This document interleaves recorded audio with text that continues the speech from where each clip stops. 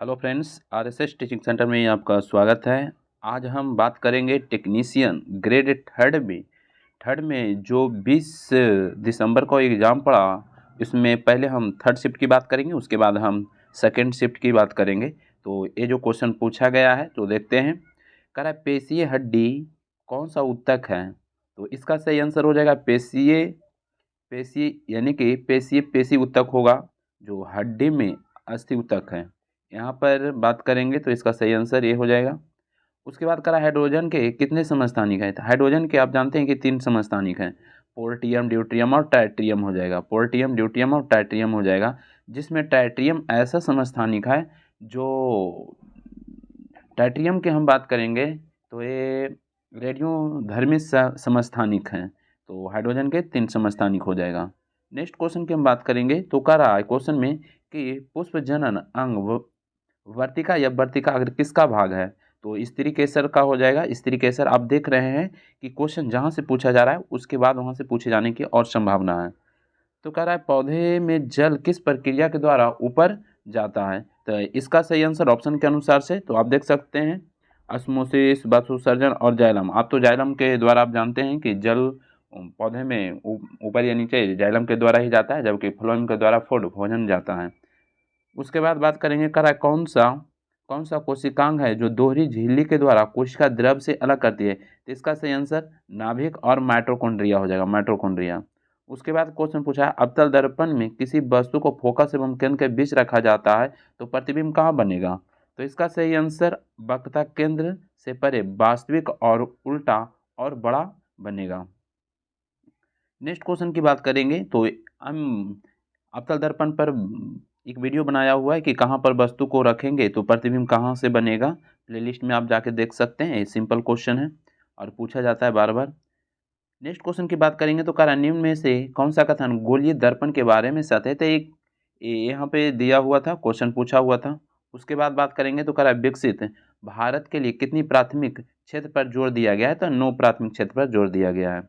उसके बाद कह रहा है असम के चराईदेव मोइदम को यूनेस्को में विश्व धरोहर में शामिल किया गया, यह किस महीने में शामिल किया गया। तो 26 जुलाई 2024 को, याद रखेगा, मोस्ट इम्पोर्टेंट क्वेश्चन है। क्वेश्चन पूछ सकता है कि असम में जो हाल ही में यूनेस्को विश्व धरोहर में शामिल किया गया उसका नाम क्या है। तो चराईदेव मोइदम हो जाएगा। नेक्स्ट क्वेश्चन की बात करेंगे तो यहाँ से एक ऑक्सीकरण अभिक्रिया से एक क्वेश्चन पूछा हुआ था, जिस प्रकार से Mg+O2 तो MgO हो जाएगा। उसके बाद Ca+O2 CaO हो जाएगा। तो यहाँ पर ऑक्सीकरण अभिक्रिया से क्वेश्चन पूछा हुआ था। उसके बाद बात करेंगे तो कह रहा है क्वेश्चन में कि कौन सी धातु भाप यानी कि भाप के साथ अभिक्रिया करता है परंतु गर्म जल और ठंडे जल के साथ नहीं करता है। तो फेरस हो जाएगा, एल्युमिनियम हो जाएगा, जिंक हो जाएगा। उसके बाद कह रहा है पैरा ओलंपिक में 2 स्वर्ण पदक जीतने वाली पहली महिला तो अवनी लखेरा हो जाएगा। अवनी लखेरा इस बार पैरा ओलंपिक की बात करेंगे तो ये कहाँ हुआ तो पेरिस में आयोजित किया गया, जिसमें टोटल की बात करेंगे तो इसमें टोटल 29 पदक प्राप्त किए भारत। नेक्स्ट क्वेश्चन की बात करेंगे तो कह रहा है क्वेश्चन में कि पृष्ठ क्षेत्रफल बढ़ाया जाता है तो वाष्पोत्सर्जन क्या हो जाएगा। तो याद रखिएगा पृष्ठ क्षेत्रफल बढ़ाने से वाष्पोत्सर्जन बढ़ जाता है, जबकि सतह का क्षेत्रफल जितना बड़ा होगा उतने ज़्यादा अणु हवा में क्या करेगा, निकलेंगे। नेक्स्ट क्वेश्चन की बात करेंगे तो कह रहा है क्वेश्चन में कि प्रतिम सेनगुप्ता किस बैंक के एमडी और सीईओ बने हैं। तो देखिएगा एमडी और सीईओ से जरूर क्वेश्चन पूछा जा सकता है। तो बंधन बैंक के बने हैं कौन, प्रतिम सेनगुप्ता। नेक्स्ट क्वेश्चन कर रहा है मनुष्य में वृक्क को मूत्राशय से जोड़ने वाला भाग है तो कौन हो जाएगा, मूत्र नलिका हो जाएगा। उसके बाद क्वेश्चन पूछा है कि अवतल दर्पण और उत्तल दर्पण की प्रकृति कैसी होती है। तो आप जानते हैं कि उत्तल दर्पण का प्रकृति प्लस होता है, पॉजिटिव, और अवतल का क्या होता है, निगेटिव होता है। उसके बाद नेक्स्ट क्वेश्चन पूछा गया था आई बराबर QIT होता है, इसे एक न्यूमेरिकल क्वेश्चन पूछा गया था। उसके बाद करा प्रकृति में कौन सा तत्व मुक्त अवस्था में पाया जाता है। तो आप जानते हैं कि सोना, और उसके बाद प्लेटिनम भी, दोनों सोना और प्लेटिनम मुक्त अवस्था में पाया जाता है। उसके बाद नेक्स्ट क्वेश्चन पूछा था वर्तमान में ICC के MD और CO, यहाँ से 2 क्वेश्चन पूछा जा चुका है तो याद रखिएगा संदीप बख्शी हो जाएगा। उसके बाद कह रहा निम्न में से किस एक कोशिकीय जीव में विखंडन द्वारा प्रजनन होता है। तो आप जानते हैं अमीबा में होता है, एक कोशिकीय जीव है जो विखंडन द्वारा प्रजनन होता है। परमाणु नाभिक का खोज किसने किया था? रदरफोर्ड किया था 1911 में। उसके बाद कह रहा है कौन सी गैर धातु कमरे के तापमान यानी कि तापमान पर तरल अवस्था में पाया जाता है? तो गैर धातु बोला यानी कि अधातु की बात कर रहा है, अधातु की बात कर रहा है तो कौन हो जाएगा? ब्रोमीन हो जाएगा। अधातु की बात कर रहा है तो ब्रोमीन हो जाएगा, अधातु का था तो पारा हो जाता। नेक्स्ट क्वेश्चन कह रहा है कि परमाणु द्रव्यमान को किस चीज में मापा जाता है? तो आप जानते हैं कि एएमयू में मापा जाता है, एटॉमिक मास यूनिट में मापा जाता है। उसके बाद कह रहा है भी बराबर IR से क्वेश्चन। उसके बाद बात करेंगे, कह रहा है कि मस्तिष्क का कौन सा भाग सर्वप्रथम सूचना प्राप्त यानी कि प्रदान प्राप्त करता है? तो प्रमस्तिष्क हो जाएगा इसका सही आंसर। नेक्स्ट क्वेश्चन की हम बात करेंगे तो कह रहा है क्वेश्चन में कि 2024 में भारतीय पुरुष और महिला शतरंज टीमों ने शतरंज ओलंपियाड के 45वें संस्करण में स्वर्ण पदक जीते हैं। तो हंगरी हुआ था कहाँ जी? तो कह रहा है भारतीय पुरुष महिला शतरंज टीमों ने शतरंज ओलंपियाड के 45वें संस्करण में स्वर्ण पदक जीते हैं। यह कहाँ आयोजित किया गया था? तो ये हंगरी की राजधानी बुडापेस्ट में आयोजित किया गया था, याद रखिएगा। उसके बाद कह रहा है तत्व का सूक्ष्मतम कण क्या हो जाएगा? परमाणु हो जाएगा। उसके बाद बात करेंगे तो यहाँ से एक न्यूमेरिकल भी क्वेश्चन पूछा गया था। उसके बाद यहाँ पर बात करेंगे तो कह रहा है 2 ओम 3 ओम और 6 ओम के समान कर्व में जोड़ा गया है और 10 वोल्ट के बैटरी से, सिंपल क्वेश्चन है। उसके बाद कह रहा है क्वेश्चन पूछा गया था 4.5 डायोप्टर और 3.5 डायोप्टर के संयुक्त रूप से जोड़ा गया तो कितना होगा? उसके बाद एक क्वेश्चन पूछा गया था 10 वोल्ट को और समानांतर प्रतिरोध 2 ओम और 3 ओम और 8 ओम करंट और प्रतिरोध ज्ञात करने के लिए करा है। यहाँ से क्वेश्चन पूछा गया तो ध्यान दे सकते हैं। उसके बाद मैथ की बात करेंगे तो एक चतुर्थानुपाती का क्वेश्चन पूछा गया था। चतुर्थानुपाती का तो आप जानते हैं क्या होता है? BC/A हो जाता है। तो इसको A मानेंगे, इसको B मानेंगे, इसको C। तो B की जगह 30 और A की जगह 40, सॉरी C की जगह 40 और बटा A कितना है? 20 है ना? A कितना है? 20 है। तो 20 देंगे, काट देंगे, 20 दूनी 40, 30 दूनी 60 हो जाएगा। इस तरीके से आप बना सकते हैं। उसके बाद एक सिंपल क्वेश्चन दिया हुआ है, अनुपात का 7/5 दिया हुआ है, 7/5। उसके बाद अनुपात का अंतर दे रहे 360 और उसके बाद करा उच्चतम। सिंपल है, 360 क्या है? अंतर है। यहाँ दोनों का अंतर 7 और 5 में कितना हो जाएगा? 2 का। पूछ रहा है बड़ा वाला तो 7 हो जाएगा, कैलकुलेशन कीजिएगा, आंसर आ जाएगा। उसके बाद एक पाइप टंकी से दिया हुआ है क्वेश्चन। उसके बाद एक बेलन से भी दिया हुआ है, आप देख सकते हैं। उसके बाद हम बात करेंगे तो यहाँ पर एक SICI से दिया हुआ है, सिंपल क्वेश्चन पूछ रहा है मैथ में भी, आप यहाँ देख सकते हैं। उसके बाद हम बात करेंगे सेकेंड शिफ्ट में पूछा गया क्वेश्चन। सेकेंड शिफ्ट में एक क्वेश्चन पूछा गया है, एक बार देख लीजिए। कराए हुए 1980 के दशक में ओजोन परत में छिद्र बनने का वजह, तो आप जानते हैं CFC, क्लोरोफ्लोरोकार्बन के कारण। ओजोन दिवस कहेगा तो याद रखिएगा 16 सितंबर को मनाया जाता है ओजोन दिवस। और ओजोन लेयर कहेगा किस मंडल में है? तो याद रखिएगा समताप मंडल में। उसके बाद कह रहा है पौधे में जनन का महत्वपूर्ण भाग कौन हो जाएगा? तो पुंकेसर और स्त्री केसर हो जाएगा। आप यहाँ एक देख सकते हैं रिएक्शन से दिया हुआ है, दोहरी विस्थापन अभिक्रिया इसका हो जाएगा। उसके बाद कह रहा है किस अंग को कोशिका का पावर हाउस कहा जाता है? तो माइटोकॉन्ड्रिया, आप सभी जानते होंगे। कह रहा है अम्ल क्षार को पता किसके द्वारा लगाया जाता है? तो एक वेनिला एसेंस के द्वारा, ऑप्शन में दिया हुआ था, तो एक क्वेश्चन पूछा हुआ है। उसके बाद बात करेंगे तो कह रहा है कोशिका में पदार्थों का परिवहन किसके द्वारा होता है? तो एंडोप्लाज्मिक रेटिकुलम के द्वारा होता है। उसके बाद क्वेश्चन पूछा हुआ है, यहाँ पे आप देख सकते हैं। उसके बाद क्वेश्चन पूछा हुआ है कि 16 प्रकार के कोलाइडी का उदाहरण है, तो मिल्क ऑफ मैग्नीशियम हो जाएगा। उसके बाद कह रहा है कि कोलाइडी एक विषमांगी मिश्रण है, इसके घटकों के किस यानी कि नमक तकनीक के द्वारा अलग किया जाता है?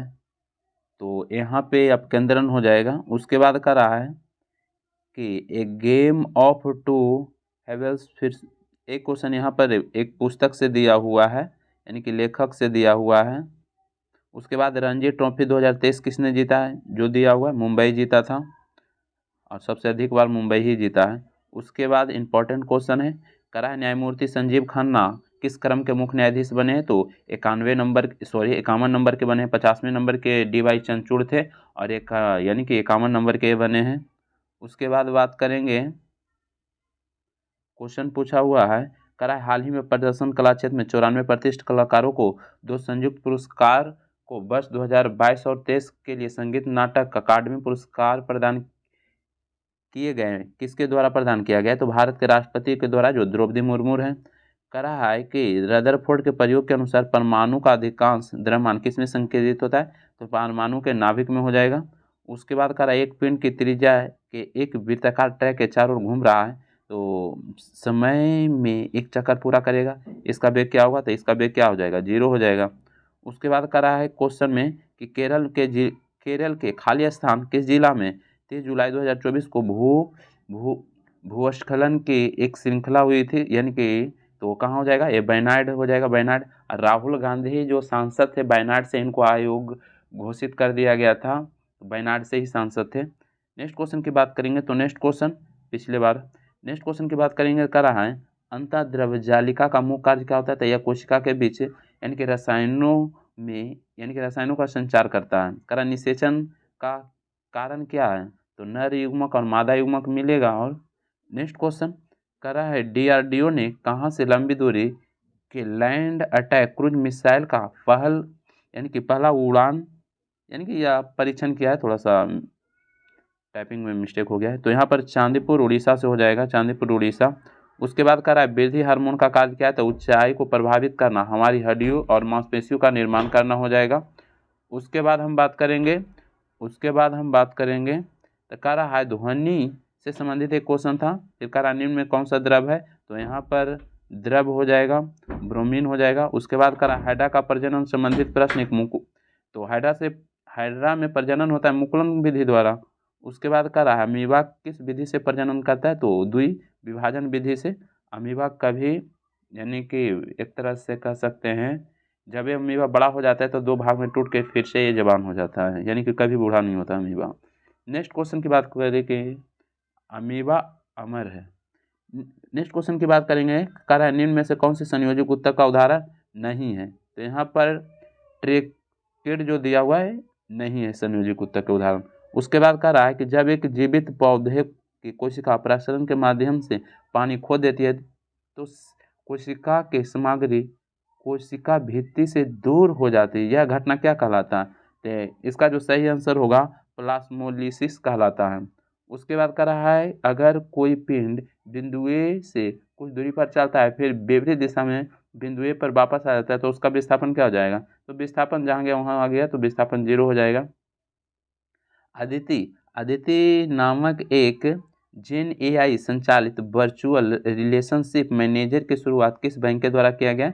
तो बैंक ऑफ बड़ौदा के द्वारा शुरू किया गया है। उसके बाद बात करेंगे तो कह रहा है क्वेश्चन में कि एक प्रिज्म का एक त्रिभुजाकार आधार होता है और आयताकार फलक एक प्रिज्म के 2 फलकों के बीच कोण को क्या कहा जाता है? तो आप देख सकते हैं प्रिज्म एंगल और यानी कि रिफ्लेक्शन एंगल हो जाएगा। फिर कह रहा है पहले 10 आभास संख्या का औसत, तो पहला 10 आभास संख्या लिखना है, पहला आभास संख्या 2 से आप यानी कि 29 तक जाइएगा तो टोटल 10 आभास संख्या हो जाएगा। 100 तक की हम बात करेंगे तो टोटल आभास संख्या कितना होता है? 25 होता है। और 50 तक में आभास संख्या की हम बात करेंगे तो ये 15 होता है, लेकिन हमसे 10 पूछा है तो 29 तक हो जाएगा। जब इसको हम ऐड करेंगे तो 129 हो जाएगा। और औसत पूछा है तो जितना संख्या उतना से हम भागा देंगे, 10 से भागा देंगे तो 1 अंक के बाद दशमलव यानी कि 12.9 हो जाएगा इसका सही आंसर। तो आप देख सकते हैं यहाँ पे भी एक मैथ पूछा हुआ है, सिंपल ही दिया हुआ है। उसके बाद आप देख सकते हैं तो वीडियो बनाने का मेन मकसद है कि आप उसका देखिए कि कहाँ से क्वेश्चन पूछा जा रहा है। मैथ में भी सिंपल है, देख सकते हैं।